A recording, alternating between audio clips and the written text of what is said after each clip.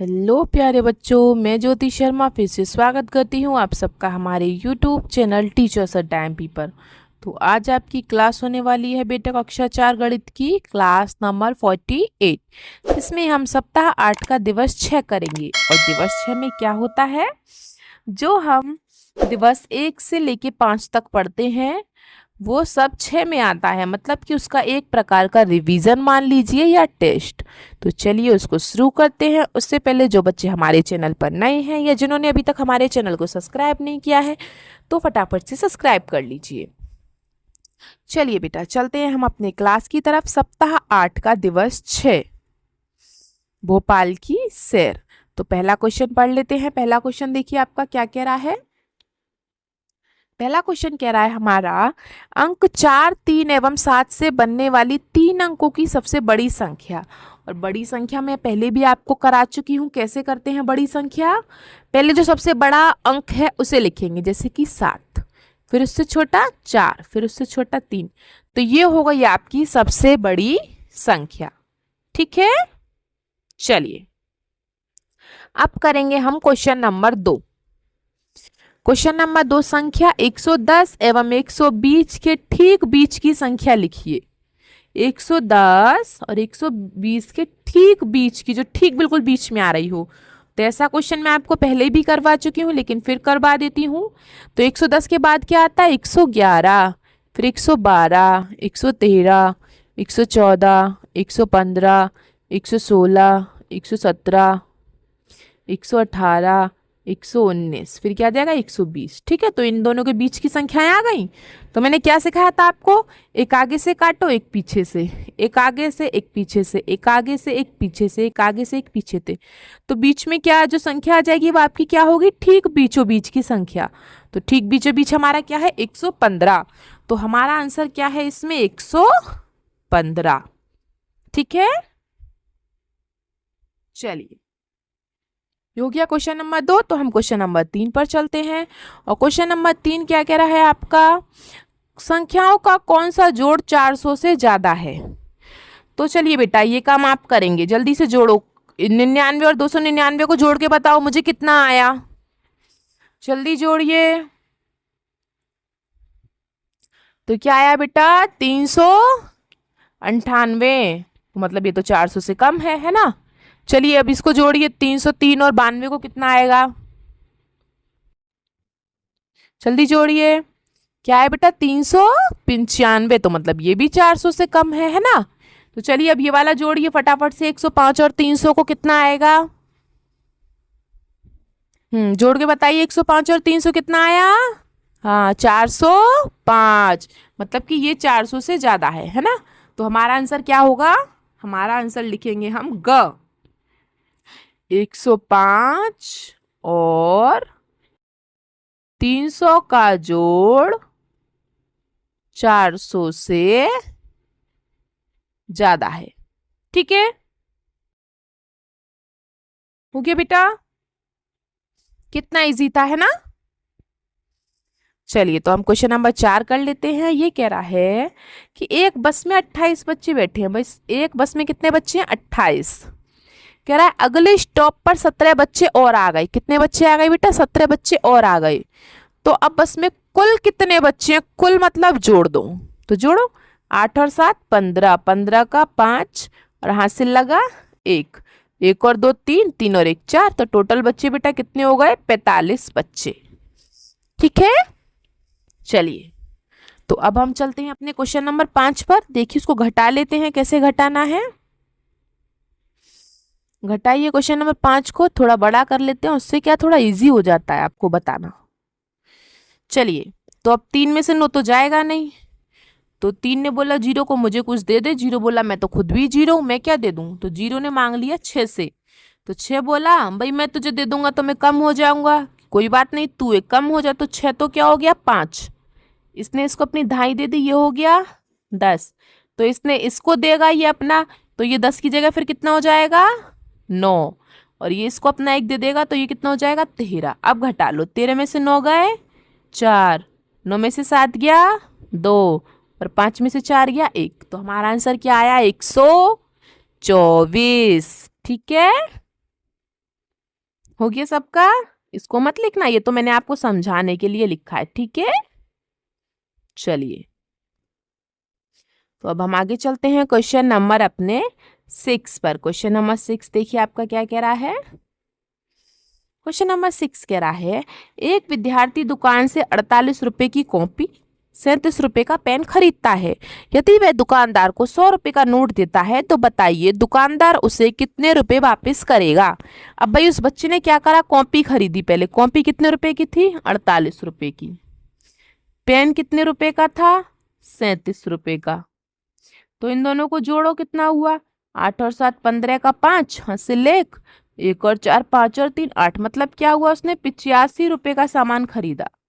फिर क्या किया उसने, फिर उसने किया कि 100 रुपए दुकानदार को दिए और उसने क्या किया, 85 रुपए का सामान लिया। तो दुकानदार उसको कितने पैसे वापस करेगा। तो घटाइए, ये एक दूसरे से कैरी ले लेंगे जैसे हमेशा की तरह। तो ये क्या हो जाएगा, 10, 10 में से 5 गया 5, ठीक है। और ये कितना बचा, 9, और 9 में से 8 गया तो 1। तो मतलब हमारे उसने उसे कितने रुपए वापस किए, 15 रुपए। ठीक है बेटा, कितने रुपए वापस करेगा, 15 रुपए। हो गया। चलिए, तो हम आगे चलते हैं अपने क्वेश्चन नंबर 8 पर। इसमें हमें सीधे सीधे गुणा करना है। तो चलिए भाई कर लेते हैं हम सीधे सीधे गुणा। जब भी बेटा हम किसी भी संख्या की जीरो में गुणा करते हैं तो जीरो ही आता है। जैसे कि 9 की गुणा पहले हम जीरो में करेंगे तो क्या आएगा, जीरो। फिर 9 की गुणा हम 3 में करते हैं, 9 तिया 27, 27 का 7 और हासिल लगा 2, ठीक है। फिर हम 9 की गुणा किस में करेंगे, 8 में। तो 9 8 72, 72 में 2 और जोड़ दो, हासिल के तो कितना हो जाएगा, 74, ठीक है। इतना हुआ। फिर जब हम 3 की गुणा करेंगे अब तो हम क्या लगा देंगे, हाँ गुणा, क्योंकि पहले की गुणा तो हो गई 9 की। जब दूसरे की गुणा करते हैं तो गुणा लगा के ही करते हैं, यहाँ चिन्ह लगा देंगे गुणा का, यहाँ से करेंगे, ठीक है। तो 3 की गुणा पहले 0 में करेंगे तो 0, फिर 3 की गुणा 3 में करेंगे तो 3 तिया 9, फिर 3 की गुणा 8 में करेंगे तो 3 अट्ठे 24 और उनको हम जोड़ देते हैं, 0, 7 का 7, 4 और 9 13 का 3, हासिल 1, 1 और 7 8, 8 4 12 का 2, हासिल 1, 2 और 1 3। यह आ गया आपका 32,370 आंसर, ठीक है। ठीक है बेटा, इसे भी मैं जोड़ घटाने गुणा भाग सब आपको पहले जो आपके सप्ताह आए थे, सप्ताह 1 और 2, उसमें भी समझा चुकी थी। और ये सप्ताह 8 में भी आपके 4 दिन से यही चल रहे हैं, जोड़ घटाने गुणा भाग, है ना। ये तो बस आपका एक रिवीजन है दिवस 6 में। चलिए और करते हैं अपने क्वेश्चन नंबर 8 में। क्वेश्चन नंबर 8 क्या कह रहा है, एक बस से 30 बच्चे जा सकते हैं। तो बेटा एक बस में बच्चे, एक बस में कितने बच्चे आ सकते हैं, 30। तो पूछ रहे ऐसे ही 9 बस में कितने बच्चे आएंगे। तो 9 बस में बच्चे बराबर 30 गुणा 9। पहले 9 की गुणा 0 में करो तो 0, फिर 9 की गुणा 3 में करो तो 9 3 27। तो बेटा कितने बच्चे आ सकते हैं, 270। मतलब कि ये वाला आंसर सही है, ठीक है। चलिए, तो अब हम चलते हैं अपने अगले क्वेश्चन पर, जिसमें कि हमें भाग करना है। और भाग आपको क्या दिया है, सीधा सीधा, बिल्कुल सीधा सीधा भाग करना है। चलिए कर लेते हैं। 7 का भाग करना है 721 में। तो पहले पहली संख्या ले लें, 7 का भाग 7 में कर लें तो सीधा सीधा चला जाएगा। 7 का 7 एक कम 7, और 7 में से 7 जाएगा तो कुछ नहीं बचा। तो हम क्या लेंगे अब, 2। अब 7 का भाग 2 में तो जाएगा नहीं, है ना। तो हम क्या लेंगे, 1 भी ले लेंगे। और जब हम दूसरी संख्या भी ले लेते हैं ऊपर से तो उसके लिए हमें पहले 0 लगाना पड़ता है, ठीक है। अब 7 के पहाड़े में 21 आता है क्या, हाँ आता है, 3 बार, 7 3 21। तो 21 से 21 कैंसिल हो गया, हमारा आंसर क्या आया, 103, ठीक है बेटा। चलिए, उसी प्रकार का हमारा क्वेश्चन नंबर 10 है, उसको भी कर लेते हैं, जो कि हमारा आज का लास्ट क्वेश्चन है। एक विद्यालय में 330 बच्चे हैं।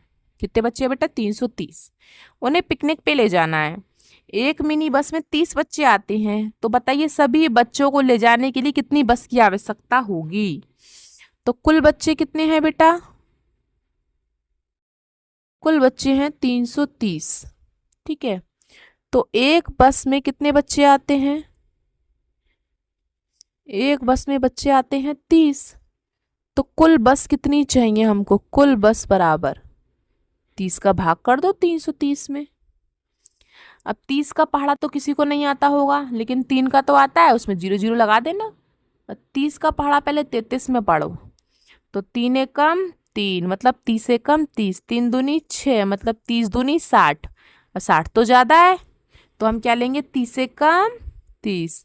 33 में से 30 घटाओ तो कितना बचेगा? 3। और क्या उतारेंगे अब हम? 0।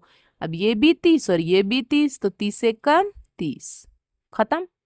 तो कितनी बस चाहिए बेटा? 11 बस। ठीक है, चलिए। तो बेटा आज की आपकी क्लास ये खत्म हो चुकी है। आपका दिवस 6 इतना ही था। जैसे कि इसमें क्या आया था? आपका सब मिक्स आया था, जोड़ घटाने गुणा भाग।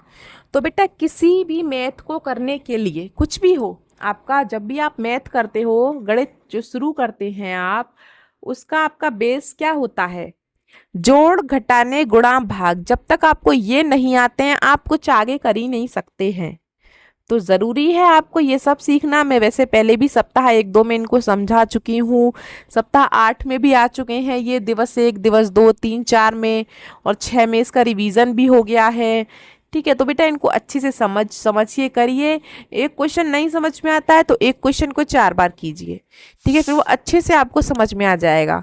जब तक आप जोड़ घटाने गुणा भाग ये बेसिक चीज़ें ही नहीं कर पाएंगे तो आप मैथ में आगे नहीं बढ़ पाएंगे। तो ये आपको करना ज़रूरी है। ठीक है, और एक बात और, आपको पहाड़े ज़रूर याद होने चाहिए। ठीक है, भाग और गुणांकों करने के लिए पहाड़ों की आवश्यकता पड़ती है। चलिए बेटा, तो ये सब आपके लिए ज़रूरी था, मैंने इसलिए बताया। तो आप इनको ज़रूर अच्छे से समझ के कीजिए। मिलते हैं हम आपसे अगली क्लास में, तब तक के लिए आपका दिन शुभ हो। Have a nice day.